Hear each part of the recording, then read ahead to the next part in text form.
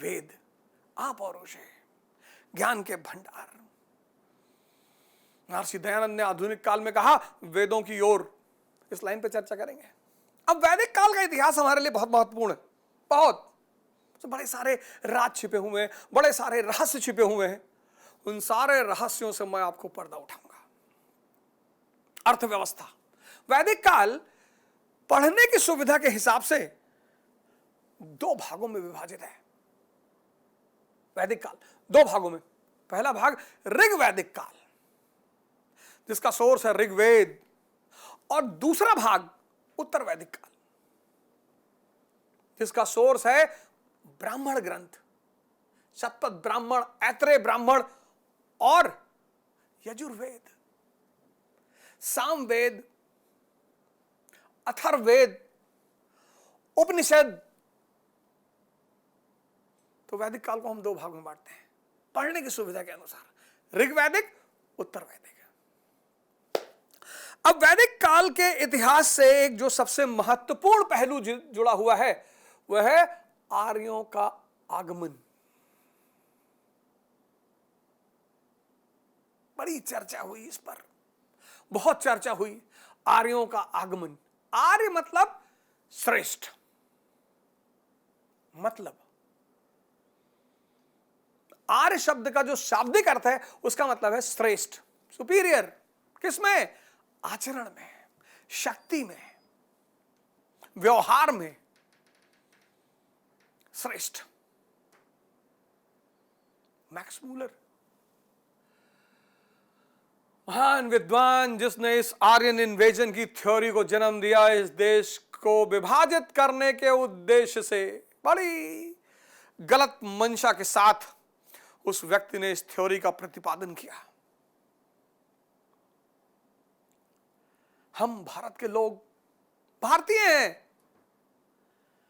हम भारत के लोग भारतीय हैं, हम भारतीय सर्वप्रथम हैं,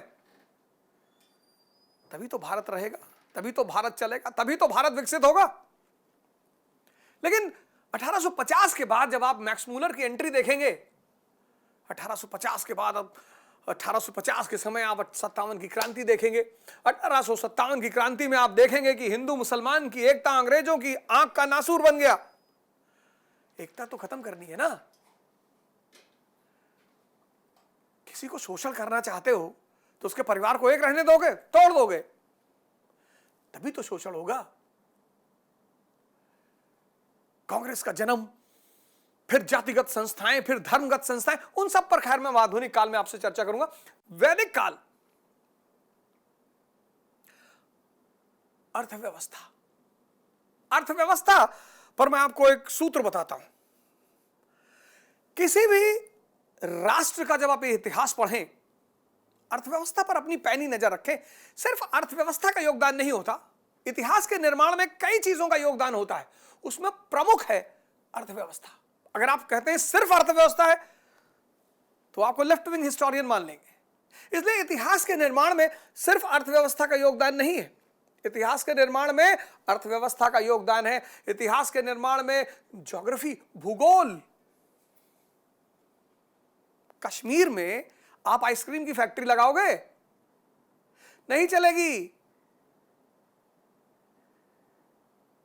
अगर आपको कहीं किसी जगह का भूगोल पता है तो आप वहां की संस्कृति समझ सकते हैं, आप वहां की अर्थव्यवस्था समझ सकते हैं, आप वहां पर कैसा इन्वेस्टमेंट करना है यह समझ सकते हैं। अर्थव्यवस्था पहली चर्चा हम करेंगे वैदिक काल की अर्थव्यवस्था। अब ऋग्वैदिक काल की जो अर्थव्यवस्था है, ऋग्वैदिक काल में आर्यन कहां बसे हुए हैं? पंच नदियों के देश में, सप्त सैंधो, 5 पंजाब की, 2 अफगानिस्तान की। सप्त सैंधो, सप्त सैंधो का जो इलाका है वो है ऋग्वैदिक आर्यों का निवास स्थान।